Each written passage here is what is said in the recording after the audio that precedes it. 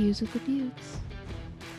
Cues with the Beauts. Yeah, this isn't good. See, I was trying to come up with something different, you guys. I had nothing. Silence was my only other option, so that's what I went with. I thought it was building up to something explosive. I was ready to duck and cover. What if I had just like recorded a track on my own time and was like, I'm surprised you have like brought out some pots and pans and been like banging them around. I'm thinking about it. I'm trying to keep creative, keep sharp, keep you guys on your toes.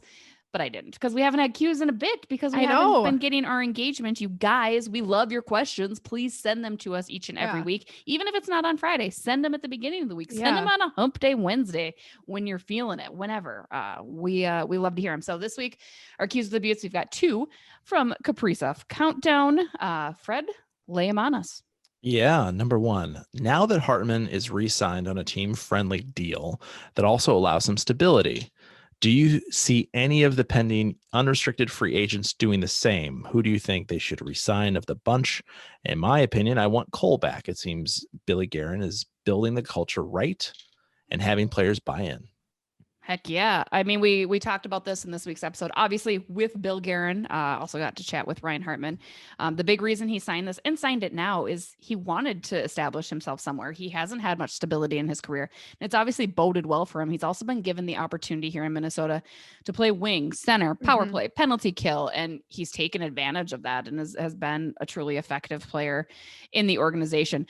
But there are a lot of players that Bill needs to sign, and he needs to figure out how to make that money worth. Kirill Kaprizov being a major one that is up for it. Joel Eriksson Ek, another big point. You know, he mentions Ian Cole also has been a tremendous power defenseman down there. So, you know, I think Bill is starting to make some of those calls, make some of those moves.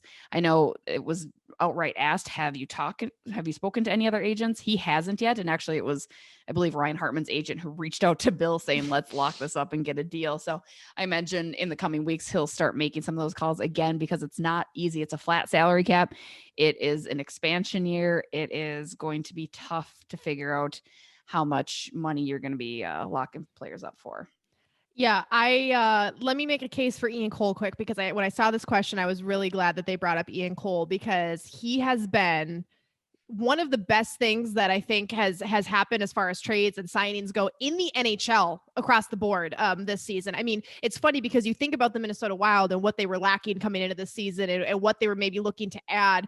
And you probably wouldn't have looked to defensemen. You probably would have been like, okay, we need this, we need that. But the Wild have historically been a really good defensive team.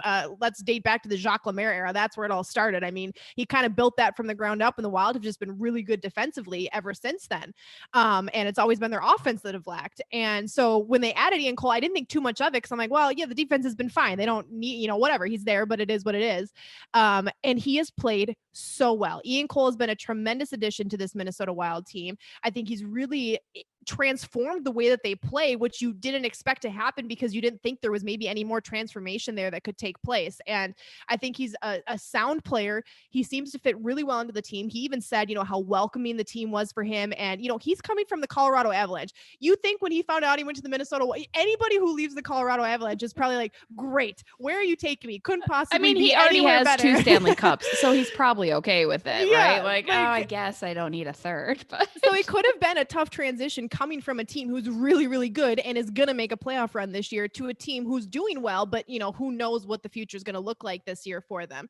And he's a great quote. Is he not one of the best quotes? I was just going to say, like, he is probably one of my favorite interviews. So selfishly, beyond his play, he's just he's so the nicest dude. He's very well articulated. He's an American. You can actually read about my story with Ian Cole as the cover story of this month's USA Hockey Magazine, all about slap shots. It was a pretty epic one. But no, I mean, that was my first one-on-one with him, and he's just a good dude. Yeah. And give me all the good dudes on a hockey team, which again, there's very rarely not a good dude, but yeah, I love me some Ian Cole. So I'm going to say, just real quick, I would say it's more important that you lock up Ian Cole than a guy like Joel Eriksson Ek. I said it. That's to me. Whoa. To me, is that a hot take? I didn't think it was going to be that hot of a take. I think that's more important. Fine. You've put so much stock in a Joel Eriksson Ek to become the player he's finally becoming, but you will not lock him up until you lock up Ian Cole. Yeah. No, mute. I'm going to mute you. That was a terrible take. Even a hot take. I said it. I love Ian Cole, I want him on this team, but like, if I think that is a very, very, very important piece to this Minnesota Wild team that the Wild didn't even know that they needed. Okay, next question, Fred. Let's cut her off. I think Ian Cole is Drinking? going to be like available for Seattle to pick, but whatever. I mean, I think Bill Guerin No, loves sad. Ian Cole too. Remember, he brought him here. He was a Pittsburgh player. He's one of Bill's guys, and so I think there's no doubt Bill will look at locking him up. I think he'll lock up Joel Eriksson Ek first, but that's what I would do. That's why I'm a podcaster, not a GM. That's our next question, Fred. Next question. Do you see the Minnesota Wild trying different lines with Bjugstad coming back soon? While the fourth line has been great, I'd like to see Sturm moved up with the 97-36 line. That would be fun. Put Bjugstad with 11-13, scratch 49 for a bit. Fiala, Parise, Sturm, improved after scratches / benching. There's a lot into those questions. I just want to say, do you know who number 49 is? Rask? I was just gonna say, I was Yes. like, first of all, I'm all for scratching 49, no matter the circumstance. No, so yeah. Wait. Why did you think I was not going to know who Rask? I mean, come on. What? Why? I just, maybe I didn't. I don't know. That was your test. no. Congrats. You can continue to be the producer of the Bardown Beauties podcast. Thanks. No, I think this is another great question. And although I don't know that the Wild necessarily need to move lines around, it'll be interesting to see what happens once Bjugstad does get back into the lineup. But the part of this question I am really intrigued by is the idea of putting Sturm on the first line. I think Nico Sturm has played really, really well this season. I'm even going to date this back to the playoffs last year. He was the only player on the Minnesota Wild who had a good postseason against the Vancouver Canucks. And he was really noticeable. So I was really excited to see what he was going to do this season. And I think he's proven himself as a reliable player on this Minnesota Wild team. Now, he's not one of the stars on the team. He's definitely has his bad games and makes his mistakes more so than some other players do. But I love the idea of maybe giving him the chance to play up there because especially as of late, he has played some really, really, really good games. So I'm excited to see him possibly get that opportunity. I know Bjugstad was up on the first line for a while, so why not put Sturm up on the first line for a while?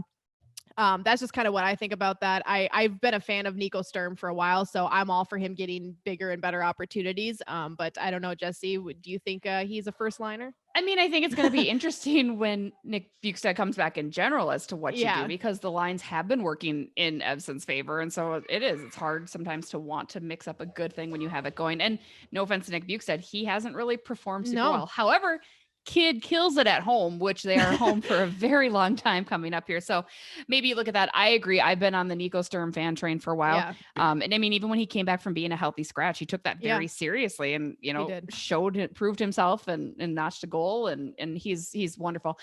First line. I don't know. I guess I wouldn't hate it. Yeah. I would like to see it. I wouldn't. And I do. I think Victor Rask has maybe made an argument for himself to come out of the lineup at this point. Really. I mean, it's, no Rask hate, but I think if you're looking at guys to slot in, and again, that depends on what you want to do with Bjugstad too. Cause again, Bjugstad's not great. And do you keep him as a healthy Do you give a guy a scratch? chance who hasn't played as well over a guy who's maybe shown that they deserve to have, a chance at a better opportunity? That's where I think the big question comes in. Is it's kind of like, hey, do you go with the guy you thought was maybe going to be the guy you hoped would be right. I mean, and Nick has the size, but so does his doppelganger Sturm too. They're literally twins. Literally the same. They should just put Nico Sturm in a Nick Bjugstad jersey and throw him on the first line. Yeah, just see what happens. If we're going to get both of them on the podcast. That's my next goal, together with us and just talk about it, because I don't know that we've ever talked to them about looking no like each lower other. thirds. I want the fans to figure out who's who. You got that, Fred, when you're editing that clip? Perfect. I gotcha. No, I'm curious to see what happens. Again, I'm never afraid to jumble lines, but when you're playing well, why bother? So don't fix what isn't broken.